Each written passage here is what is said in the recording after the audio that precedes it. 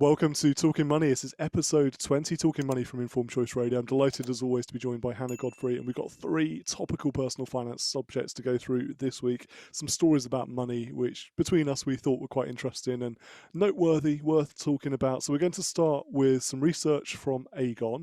It's their Financial Wellbeing Index, and effectively they've concluded that women's financial well-being is suffering because women tend to focus on short-term finances. And I guess, Hannah, reading this, and I looked at it and thought, well, it's a bit of a gender stereotype that women get involved with the day to day household finances and then leave men for the big stuff, the pensions, the investments, etc. And was that your initial conclusion from reading through that report as well? Um, I'm not sure actually, because the thing is, I absolutely do find that incredibly Mm, stereotypical. But it seems like Aegon, I mean, they're a good company. They do wide surveys. I think they're quite trustworthy, and they clearly surveyed, I think it was 2,000 people, if yeah. I remember rightly, and got this view. So unfortunately, I'm inclined to believe that this is the way things are, which I'm a little bit shocked by. I mean, yeah, as you say, so men are kind of taking the more long term big decisions, if you like, with money, Mm, and women are dealing with the groceries and how much the children's clothes cost and things like that, which are all important, things that you've got to consider when you've got a house and you've got to keep a budget and all the rest of it. But ultimately, that real kind of long term big stuff is being left to the men. And what did strike me as very obvious is, well, then of course women's financial well-being isn't where it should be, because a major part of financial well-being is looking to the future and having a yeah. plan in place and feeling, I guess, secure with your financial decisions. And obviously, I don't know what the relationships are like of these people that have been interviewed by Aegon. For all we know, they could be an incredibly communicative couple that talk about money really, really well. It just so happens that one person tends to plan a bit better for the longer term stuff. Or, as I do think is the case in a lot of marriages, and I've certainly seen growing up, not my family, but families of friends and things like that, that the father does kind of make the money decisions and the woman is almost left slightly in the dark. And Mm, that would make you feel a little bit unstable, because you're not on the same track, are you? And you would feel a little bit like everything could just be pulled underneath you at any given moment, and you don't really know what the future holds in terms of your money. You have to really put all your trust in the other person. So I think that's really what jumped out to me. And I feel very sad about it, because I think this should be a 50-50 decision, regardless of who is the breadwinner. And again, even that's kind of stereotypical, isn't it? Assuming that men are yeah. more likely to be the breadwinner. I think if you're married and you live together, these have to be common goals that you discuss and you make sense of. And it can't be one person doing all the decision making. There's obviously lots of different setups between couples when it comes to who manages the finances, who takes the big decisions, etc. And yeah, no two relationships are the same when it comes to this. But historically, over the last 20 years of doing this, I have seen, sadly, lots of events where actually the male partner dies and the female partner's left behind without really a clue about anything other than the day to day. So other than the grocery budget and, as you say, buying shoes for the kids and that sort of thing. And it takes them in many cases, and this isn't just on death in retirement later life. This is also following divorce as well. This happens quite a lot.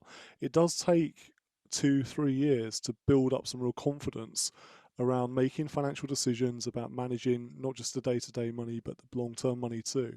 And I can understand why that would have a negative impact on people's financial well-being. And of course, it's not just women that find themselves in that position. Many men find themselves in that position when they lose a partner through death or divorce as well. But they concluded, Aegon concluded, that 42% of women struggle compared to 31% of men. So there clearly is a big gender difference here. And the other interesting finding within this research was it took until age 55, typically, until women knew what they wanted out of life and knew what they wanted financially, and caught up and closed that gap with men. That seemed late in life to me, age 55. It doesn't as well. And I wonder why that is in terms of the gender split. I wonder why men clearly see a little bit kind of, this is what I want financially, a little bit more than women. I mean, I think a lot of this research actually speaks to the fact that many of us don't have the best financial well-being. And I think it's not a solidly defined term. So it is quite Mm, difficult to talk about. And we can kind of talk about what it means a little bit in a second for anyone sat there going, what's that?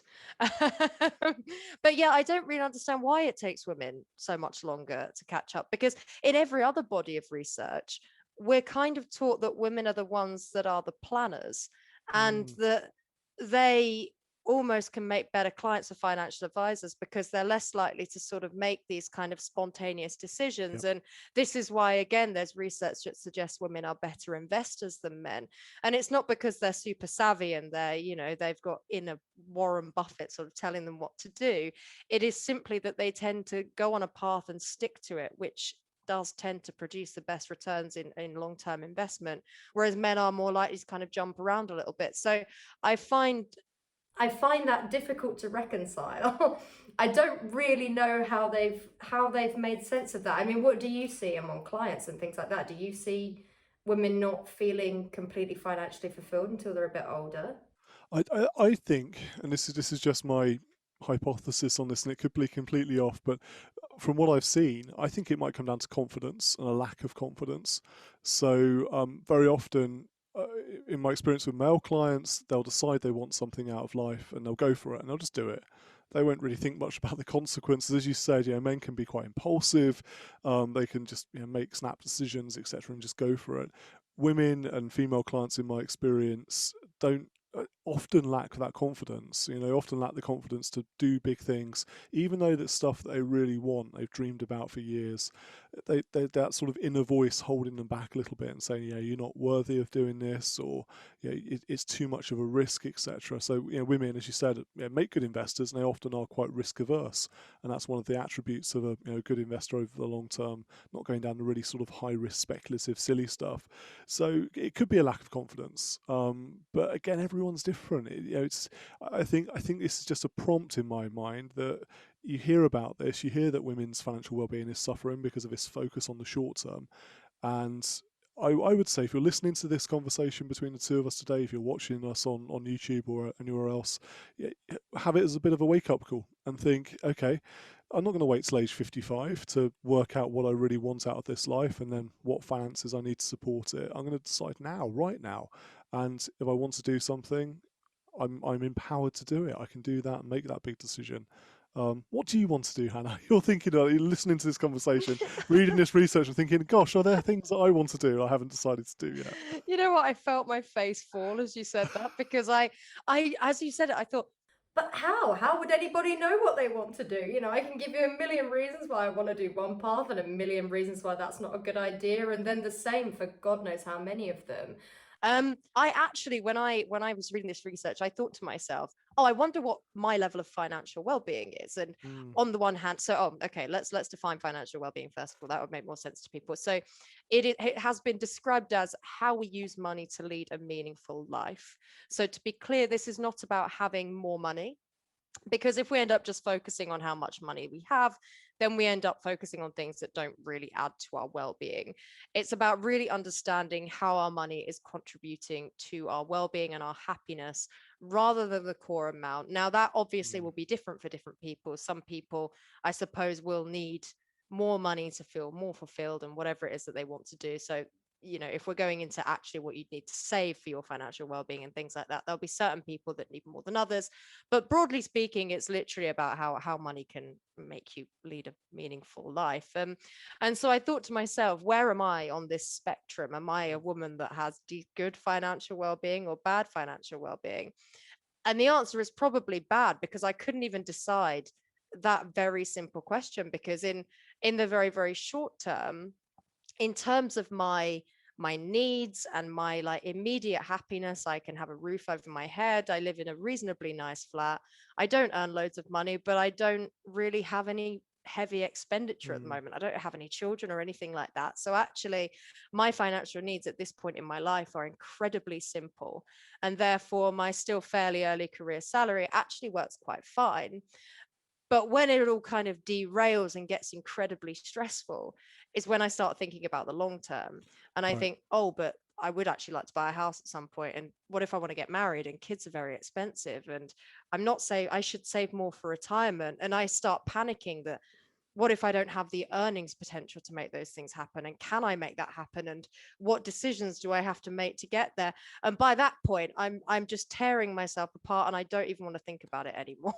Yeah, no, And no, that's how stressful I find it that's all. a common reaction. That is a common reaction to thinking about this big stuff and thinking about the long term. You're not alone there at all. And a little sales pitch here, the financial planning process is so powerful at helping people to put that sort of thought process in order and understand, the different priorities, financial priorities, life priorities, what money is required for them and where that money is going to come from. And it's why it's so effective. It's why I think I know I've seen it in practice, financial planning leads to peace of mind because it does place all of those thoughts in order and it answers so many questions that, without that professional guidance, all of us can sit there thinking, gosh, what if, and this is going to be expensive, isn't it? And should I do this rather than this? And it gets very muddled, very confused very quickly. And as I say, bit of a sales pitch there. Get a financial plan is my best advice there because it will stop that messy thought process that we all go through when we don't have a trusted third party to say, look, stop, take a deep breath, think about these things first, get the foundations right, and then let's move on and work out the steps you have to follow. And here's your roadmap. Here's where you are today. Here's where you want to get to. Here's the route you're going to travel. And that's all financial planning is. I hope that wasn't too overtly salesy for me. No, not at all. I think I probably need an advisor, but I'm just not even worth their time at this point. So it's Not at all, not at all.